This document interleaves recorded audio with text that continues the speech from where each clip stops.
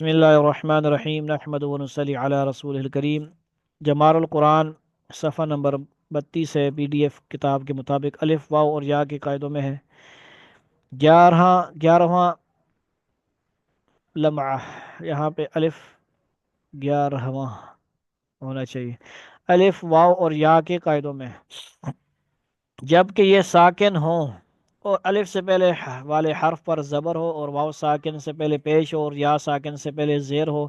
और इस हालत में इनका नाम मद्दा है। देखो लम्हा 4, मखरज एक और खड़ा ज़बर और खड़ी ज़ेर और उल्टा पेश भी हरूफ मद्दा में दाखिल है, क्योंकि खड़ा ज़बर अलिफ मद्दा की आवाज़ देता है, खड़ी ज़ेर या मद्दा की और उल्टा पेश वाव मद्दा की। अब इन कवायद के बयान में हम फ़कत लफ्ज़ मद्दा लिखेंगे, हर जगह इतने लंबे नाम कौन लिखे। कायदा नंबर 1, अगर हरूफ मद्दा के बाद हमज़ा हो और ये हरूफ मद्दा और हमज़ा दोनों एक कलमा में हो तो वहाँ इस मद्दा को बढ़ाकर पढ़ेंगे और इस बढ़ाकर पढ़ने को मद कहते हैं। जैसे सवाउन, सूउन, सीअत, और इसका नाम मुत्तसिल है, मद मुत्तसिल, और इसको मद वाजिब भी कहते हैं। ये पहले से माशाल्लाह हमें कुछ ना कुछ बातें पता है। तो सम्मा बिल वाजिबी लिअन्ना कुल्लल आइम्मती यूजी यूजिब, यानी ये वाजिब भी और वाजिब है। ठीक है जी, मिसालें भी दे दी। और मिकदार इसकी 3 अलिफ या 4 अलिफ है, 3 या 4 अलिफ का अंदाज़ा। और अलिफ के अंदाज़ा करने का तरीका नवे लामा के कायदों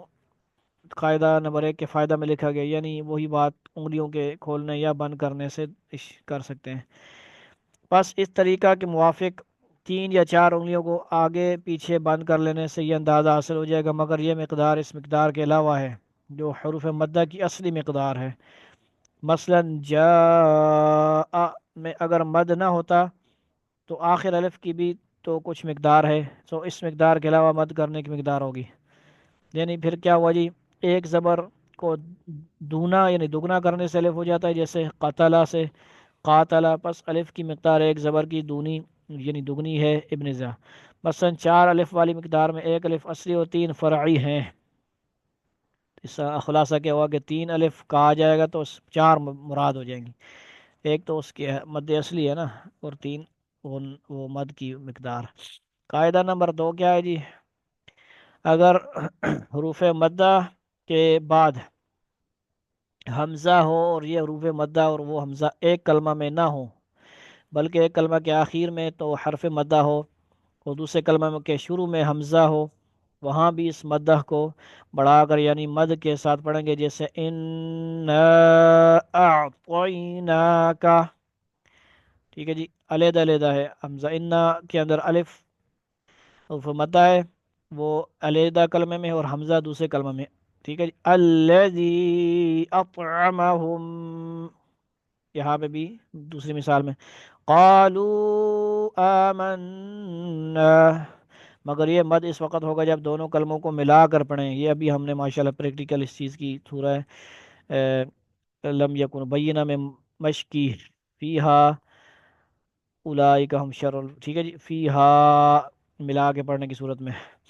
कालू, मगर ये मद इस वक्त होगा जब दोनों कलमों को मिलाकर पढ़ें, और इस अगर किसी वजह से पहले कलमा पर वक़फ़ कर दिया तो फिर ये मद ना पढ़ेंगे, जैसे हमने प्रैक्टिकल समझ की। इस मद को मद मुनफसिल और मद जाइज़ भी कहते हैं। ठीक है जी, तो सम्मा बिल जाइज़ी लिअन्ना बाज़ल अइम्मत अइम्मत अइम्मत ला यूजिब, मतलब कुछ नहीं इसको कहते। और यह मकदार तवसत की है, मद मुनफसिल में कसर, तवसत और तूल दो तीनों जायज़ हैं, बल जबकि मद मुतसिल में सिर्फ तूल ही होता है, मुतसिल और मुनफसिल में ना तूल है ना कसर। ये ऊपर हम पढ़ते हैं, इसको क्या कहते हैं जी, मद जायज़ भी कहते हैं। और इसकी मकदार भी 3 या 4 अलिफ है। 3 4 अलिफ की हमने पहले पढ़ ली नीचे तफसील, जैसे मुतसिल की थी। इन दोनों की अलग अलग किसी को पहचान ना हो तो फ़िक्र ना करें। ठीक है जी, मद मुनफसिल की पहचान यह है कि हरफ मद के बाद हमज़ा हर जगह अलिफ की सूरत में मरसूम होगा बजुज़ हा उलाई के। तो फिक्र ना करें क्योंकि दोनों एक ही तरह पढ़े जाते हैं। یہ بات ٹھیک ہے جی، نیچے بھی کلیئر ہو گئی انہوں نے اور آسان کر دی۔ قاعدہ نمبر 3، یعنی ہا الائی کے علاوہ ہر جگہ علیحدہ علیحدہ ہوگا حمزہ، یا پھر ملا ہوگا جا وغیرہ میں۔ قاعدہ نمبر 3، اگر ایک کلمہ میں حرف مدہ کے بعد کوئی حرف ساکن ہو جس کا سکون اصلی ہو، یعنی اس پر وقف کرنے کے سبب سے سکون نہ ہوا ہو، جیسے آل آنا، اس میں اول حرف حمزہ ہی ہے، حمزہ ہے، اور دوسرا حرف الف ہے اور وہ مدہ ہے، اور تیسرا حرف لام ساکن ہے اور اس کا ساکن ہونا ظاہر ہے کہ وقف کے سبب سے نہیں ہے، چنانچہ اس پر وقف نہ کریں، تب بھی ساکن ہی پڑھیں گے، تو ایسے مدہ پر بھی مد ہوتا ہے اور اس کا نام مد لازم ہے، اور اس کی مقدار 3 الف ہے، اور ایسے مد کو کلمی مخفف کہتے ہیں۔ ٹھیک ہے جی، مد جائز اور مد واجب متصل منفصل کے علاوہ آج ہم نے مد لازم اور کلمی مخفف بھی پڑھ لی۔ قاعدہ نمبر 4، اگر ایک کلمہ میں حرف مدہ کے بعد کوئی حرف مشدد ہو، جیسے الضالین، اس میں الف تو مدہ ہے اور اس کے بعد لام پر تشدید ہے، اس مدہ پر بھی مد ہوتا ہے اور اس کا نام بھی مد لازم ہے اور اس کی مقدار بھی 3 الف ہے، اور اس ایسے مد کو کلمی مثقل، مثقل بھاری، ٹھیک ہے جی، شد کی وجہ سے اس میں بوجھ وزن آ گیا، مثقل کہتے ہیں، اور کلمی مخفف ہلکی چیز کو ہلکا، ٹھیک ہے جی، کلمہ کلمی مخفف، یہ دو چیزیں اور آ گئی، کلمی مخفف اور کلمی مثقل۔ مثقل کا معنی بھاری وزنی، لیکن کل اس کو سمجھنا ہے کہ کہاں پہ کہیں گے۔ مد لازم اوپر نام کلمی مخفف اور نیچے قاعدہ نمبر 4 میں کر دی مد کلمی مثقل۔ تو یہ انشاءاللہ پریکٹیکل ہم پڑھتے ہی ہیں حروف جو ہے تختیوں میں بھی۔ قاعدہ نمبر 5، بعض صورتوں کے اول میں جو بعض حروف الگ الگ پڑھے جاتے ہیں، جیسے سورہ بقرہ کے شروع میں الف لام میم، الف لام میم، ان کو حروف مقطعہ کہتے ہیں، ان میں ایک تو خود الف ہے، اس کے متعلق تو یہاں کوئی قاعدہ نہیں، اور اس کے سوا جو اور حروف رہ گئے وہ دو طرح کے ہیں، ایک تو وہ جن میں 3 حرف ہیں جیسے لام میم قاف نون، اور ایک وہ جن میں 2 حرف ہیں طا ہا، جن میں 2 حرف ہیں ان کے متعلق بھی یہاں کوئی قاعدہ نہیں، اور جن میں 3 حرف ہیں ان پر مد ہوتا ہے، اس کو بھی مد لازم کہتے ہیں اور اس کی مقدار 3 الف ہے، اور ایسے مد کو مد حرفی کہتے ہیں۔ ٹھیک ہے جی، مثقل مخفف کے بعد اب مد حرفی، مد لازم ہی کی یہ آگے نام ہے۔ پھر ان میں سے جن حروف مقطعہ کے آخر حرف پر پڑھنے کے وقت تشدید ہے، ان کے مد کو مد حرفی مثقل کہتے ہیں، جیسے الف لام میم، لام کو جب میم کے ساتھ پڑھتے ہیں تو اس کے اخیر میں تشدید پیدا ہوتی ہے، اور جن میں تشدید نہیں ہوتی ہے ان کے مد کو مد حرفی مخفف کہتے ہیں، جیسے الف لام میم، المیم کے آخر میں تشدید نہیں ہے، جس میں شاد ہوگی اس کو مثقل اور نہیں ہوگی تو مخفف، آسان ہو گیا۔ ٹھیک ہے جی، یہ ایسے موقع پر قرآن مجید میں سب جگہ لام میم کے ساتھ ہی پڑھا جاتا ہے، بس یہ قید واقعی ہے نہ کہ احترازی۔ تنبیہ، 3 منٹ ہمارے پاس ہیں۔ 3 حرفی مقطعات میں جن میں مد پڑھنا بتلایا گیا ہے، اکثر میں تو بیچ کا حرف مدہ ہی ہے، جس کے بعد کہیں تو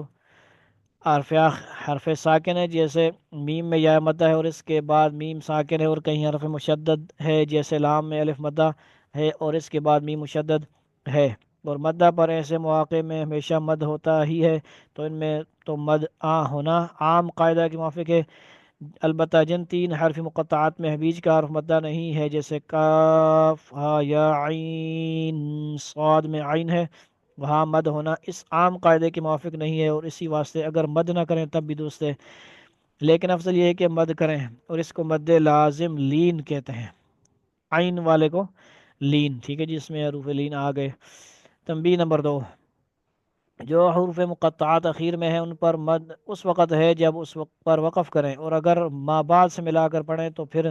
مد کرنا نہ کرنا دونوں جائز ہیں، جیسے سورہ ال عمران میں الف لام میم کے میم کو اگر اللہ سے ملا کر پڑھیں تو مد کرنے نہ کرنے کا اختیار ہے۔ ٹھیک ہے جی، الف لام میم اللہ، الف لام میم اللہ لا الہ الا هو الحی القیوم۔ قاعدہ یہ 6 ہے، اگر حرف مدہ کے بعد کوئی حرف ساکن ہو جس کا سکون اصلی نہ ہو، یعنی اس پر وقف کرنے کے سبب سکون ہو گیا ہو اور یہ ساکن مقابل ہے، اس ساکن کا جو قاعدہ تین کے شروع میں مذکور ہوا ہے، تو اس مدہ پر مد کرنا جائز ہے اور نہ کرنا بھی درست ہے، لیکن کرنا بہتر ہے جیسے الحمد للہ رب العالمین پر، اور اس کو مد وقفی، ٹھیک ہے جی، وقف کی وجہ سے جو کیا جاتا ہے اس کو مد وقفی اور مد عارض بھی کہتے ہیں، عارضی مطلب ہے، ملا کے پڑھ سکتے ہیں، اور یہ مد تین الف کے برابر ہے اور اس کو طول بھی کہتے ہیں، اور یہ بھی جائز ہے کہ دو الف کے برابر مد کریں اور اس کو توسط کہتے ہیں، دو الف کے ہوگا تو توسط، تین ہوگا تو طول، اور یہ بھی جائز ہے کہ بالکل مد نہ کریں، یعنی ایک ہی الف کے برابر عالمین پڑھیں، الف کے برابر پڑھیں کہ اس سے کم میں حرف ہی نہ رہے گا، اگر آگے تنبیہ تین دیکھو، اس کو قصر کہتے ہیں، اور اس میں افضل طول ہے، پھر توسط، پھر قصر، اور یہ بھی یاد رکھو کہ ان تینوں میں سے جو طریقہ اختیار کرو ختم تلاوت تک اسی کے موافق کرتے چلے جاؤ، ایسا نہ کرو کہ کہیں طول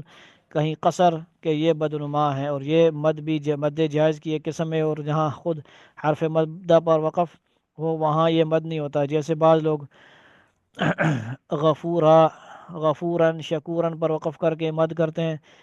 جو بالکل غلط ہے۔ بس ہم اس صفحہ نمبر 35 تک کرتے ہیں آج کا سبق، اور اللہ تعالیٰ میں اس کی سمجھ عقل کی توفیق عطا فرمائے۔ وقت ختم ہے۔ سبحان ربک رب العزت عما یصفون وسلام علی المرسلین والحمد للہ رب العالمین۔ ربنا تقبل منا انك انت السميع العليم وتب علينا انك انت التواب الرحيم، آمين آمين آمين برحمتك يا ارحم الراحمين، والسلام عليكم ورحمة الله تعالى وبركاته۔